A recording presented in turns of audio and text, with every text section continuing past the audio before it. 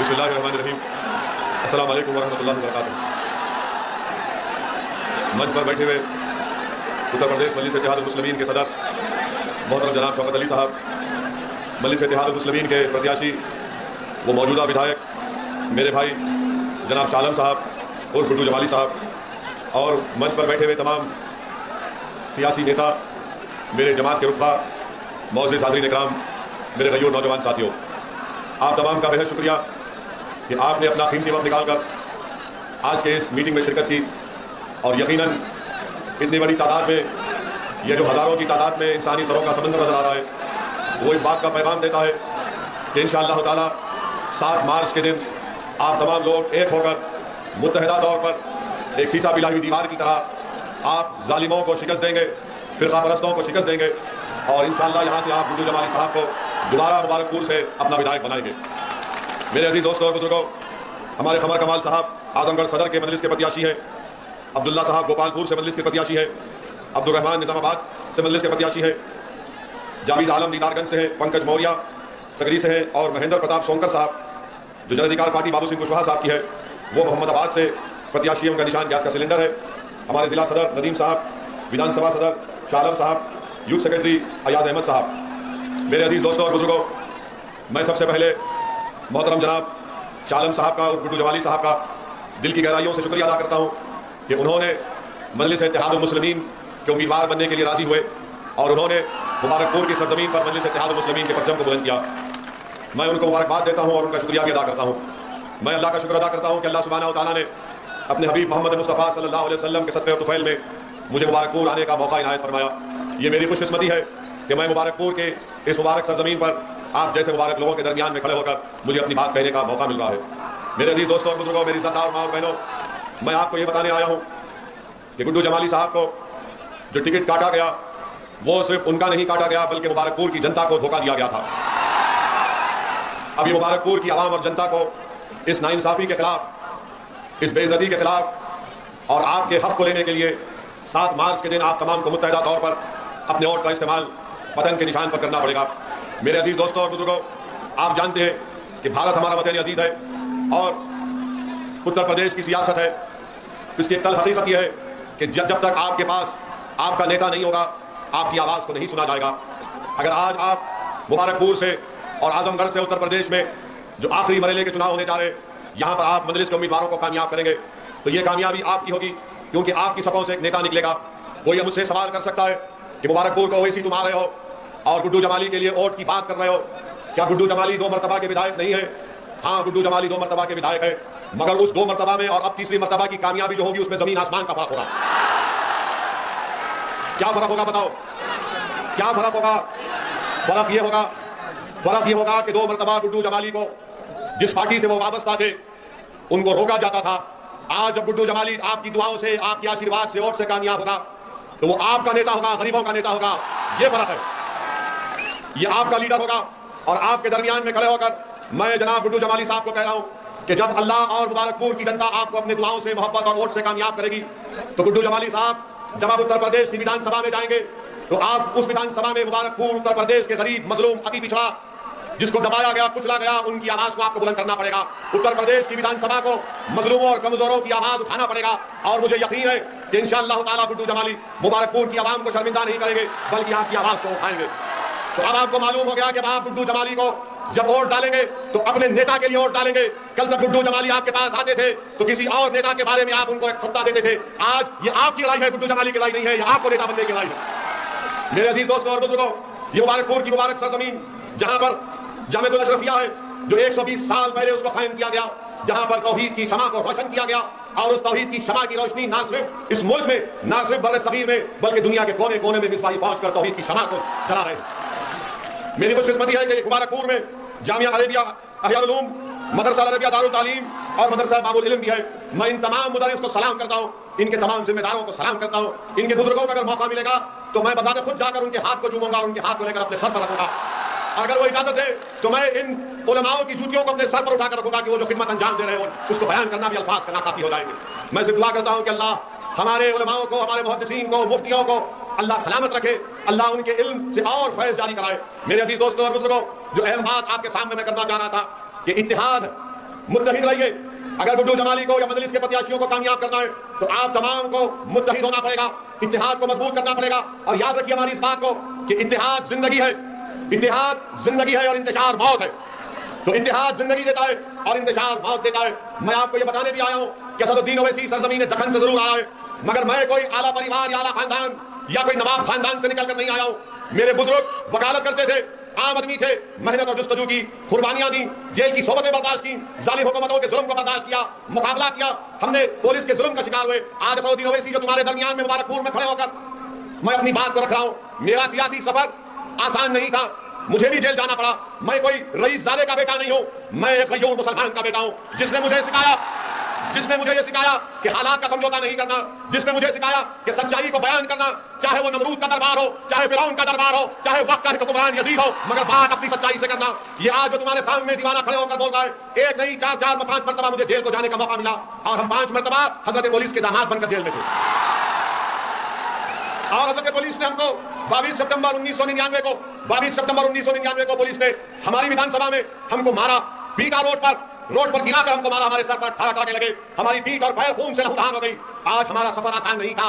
याद रखो मेरे अजीज दोस्तों और बुजुर्गों, जो सच्चाई के रास्ते पर निकलता है, जो अल्लाह रब्बुल इज्जत को खुश करने के लिए निकलता है, उसके रास्ते में तमाम बातिल ताकतें अपने कांटे दिखाते हैं, मगर जिसका अज़म और हौसला और नीयत में इखलास होगा, परवरदिगार उनको कामयाब और कामरान करता है। मेरे अजीज दोस्तों और बुजुर्गों, चंद बुज़दिलों ने यह समझा कि ओवैसी की गाड़ी पर गोलियां चलाकर उसकी आवाज को बंद कर देंगे। मैं उन बुज़दिलों से कहना चाह रहा हूं, वो नाथूराम गोडसे की नाजायज औलाद से कहना चाह रहा हूं, मैं उन लोगों से कहना चाह रहा हूं जो असल दिमाग है, जो मैं उन लोगों से मुखातिब हूं आज जो उन जालिमों के हाथ में तुमने बंदूक थमाई। अरे याद रखो, 4 गोलियां चलाओ या लाखों चलाओ, ओवैसी की ज़बान बंद नहीं होगी। और अगर अल्लाह ने तय कर लिया कि मेरी मौत होगी, मगर मेरी ज़बान तुम भरोगे ना मेरी ज़बान। मेरी दुनिया से चले जाने के बाद आप मेरा काम करोगे, ये मेरा काम नहीं आपका काम है। क्या आप डरोगे? क्या गोलियों से डरोगे? क्या जालिमों से डरोगे? क्या हुक्मरानों से डरोगे? क्या तुम मोदी से डरोगे? क्या तुम वकीलों से डरोगे? किससे डरोगे बताओ? फिर किससे डरोगे? तो जब अल्लाह से डरते तो गुड्डू जमाली तुम्हारा क्या बना बताओ? तुम्हारा भाई, तुम्हारा बेटा, तुम्हारा चाचा बना। जब तुम रब्बे करीम की मोहब्बत का दावा कर चुके तो तुमने गवाह बना दिया ज़मीन आसमान को। तो 7 तारीख के दिन डरना नहीं, पुकार कर जाना पोलिंग बूथ को, हिम्मत से जाना पोलिंग बूथ को और बटन के निशान पर बटन दबाना, यह कहकर कि मैं यहाँ का विधायक बनने वाला हूं। करेंगे ना आप? मेरे अजीज दोस्तों और बुजुर्गों, लगाओ नारा, दबा के लगाओ, घूम कर लगाओ, मस्त होकर लगाओ। पूरा मुबारकपुर में आवाज जाए, पूरे आजमगढ़ में जाए, पूरे यूपी में जाए, मोदी के कानों में जाए, अखिलेश के दिल में जाए। लगाओ नारा दबा के। मेरे अजीज दोस्तों और बुजुर्गों,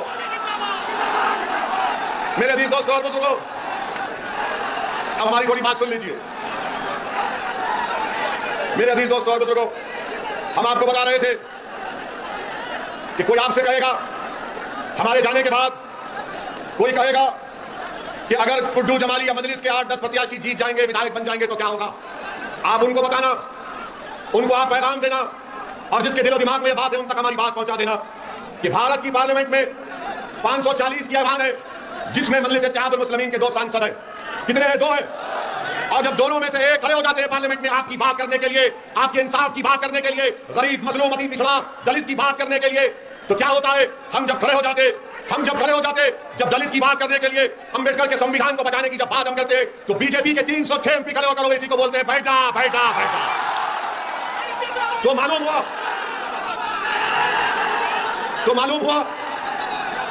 हुआ कि ओवैसी, असदुद्दीन ओवैसी सिर्फ अल्पसंख्यक समाज मुसलमान की बात नहीं करता।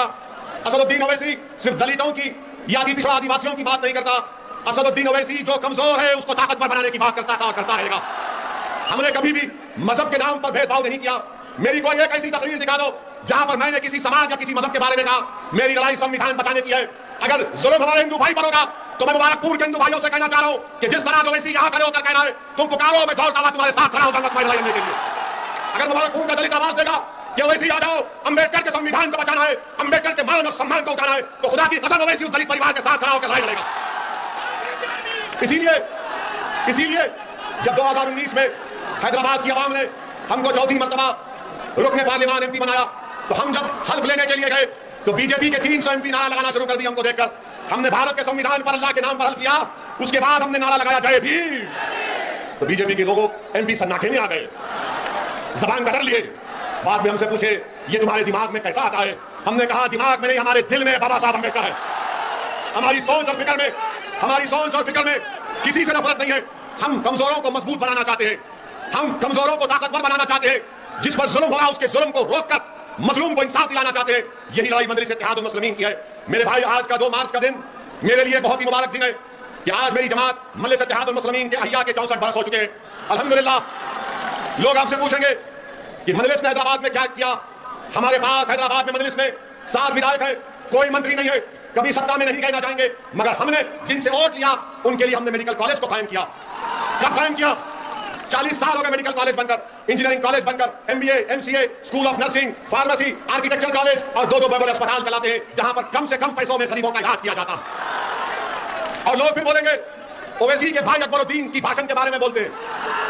तो आपको बता रहा हूं कि अकबरुद्दीन ओवैसी ने अपनी विधानसभा में अकबरुद्दीन ओवैसी ने वहां पर एक सिमावानी महाकाली टेंपल है और एक जंगम में राघवेंद्र मंडपम है।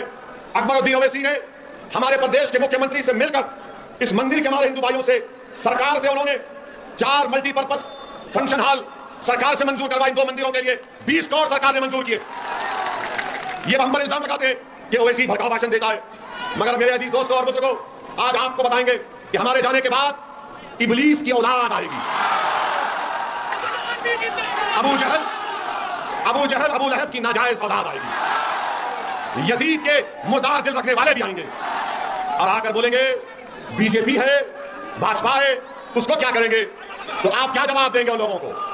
जब वो लोग भाजपा कहेंगे तो आप बोलेंगे भाजपा को अगर मुबारकपुर से कोई हरा सकता है तो उसका नाम क्या है बताओ। जो भाजपा को यहां से हरा सकता है उसका नाम क्या है बताओ। आवाज में और ताकत आनी चाहिए, वहां से भी आनी चाहिए, वहां से भी आनी चाहिए। उसका नाम क्या है बताओ। जो योगी और मोदी को रोक सकेगा उसका नाम बताओ। आप अखिलेश, बड़े और छोटे अखिलेश, देख लो जनता ने कह दिया कि 7 मार्च के दिन किसको वोट देंगे, किसको वोट देंगे, किसको वोट देंगे। मेरे अजीज दोस्तों और बुजुर्गों, अब सपा के लोग बोलेंगे ओवैसी तो जज्बाती भाषण देता है। आप भी दोनों अखिलेश क्यों नहीं देते? कौन रोक रहा है आपको? और जो लोग आपको बोलेंगे जज्बात, नौजवानों को जज्बाती करता है ओवैसी, अरे याद रखो, मैं उन नौजवानों के बुजुर्गों को सलाम करता हूं, उनकी मां और बहनों को सलाम करता हूं कि तुमको जज्बाती बनाया। अगर कोई दलित पर जुल्म हो रहा, किसी गैर मुस्लिम पर जुल्म हो रहा और तुम्हारे दिल में जज्बात ना आए तो वो मुर्दा है, इंसान नहीं है। याद रखो हमारी बात। मेरे अजीज दोस्तों और बुजुर्गों, समाजवादी पार्टी अखिलेश यादव, जब इनसे पूछा गया कि कर्नाटका की उस बच्ची ने जो हिजाब और निकाब पहना उस पर कुछ बोलो, तो क्या अखिलेश बोले? अखिलेश कुछ बोले? जब अखिलेश से पूछा गया मुस्लिम वोट के बारे में बोलो, तो क्या अखिलेश बोले? अखिलेश नहीं बोले। क्यों नहीं बोले? क्यों नहीं बोले? इसलिए नहीं बोले कि अखिलेश जानते हैं कि आप खरीदी हैं उनके। क्या आप उनके खरीदी हैं? क्या आप दरी बिछाएंगे? क्या आप दरी बिछाएंगे? क्या गुड्डू जमाली को कामयाब करेंगे? क्या आप अखिलेश को हराएंगे? ये बात है, ये बात है। मेरे अजीज दोस्तों और बुजुर्गों, आप थक तो नहीं गए, बोर तो नहीं हुए। वैसे अब यहां हम आपको बता रहे, कल शाम में बाद मगरिब बाबुल इल्म में हम फिर आएंगे भड़काऊ भाषण देने। आप आएंगे? आप आएंगे? You love me, I love you also. किसको बोलते हैं 2 तरफा मोहब्बत? किसको बोलते हैं 2 तरफा मोहब्बत? अखिलेश को खाली एक तरफा मोहब्बत मत करो, अपना भाई है उसका साथ दो, गुड्डू जमाली को कामयाब करो।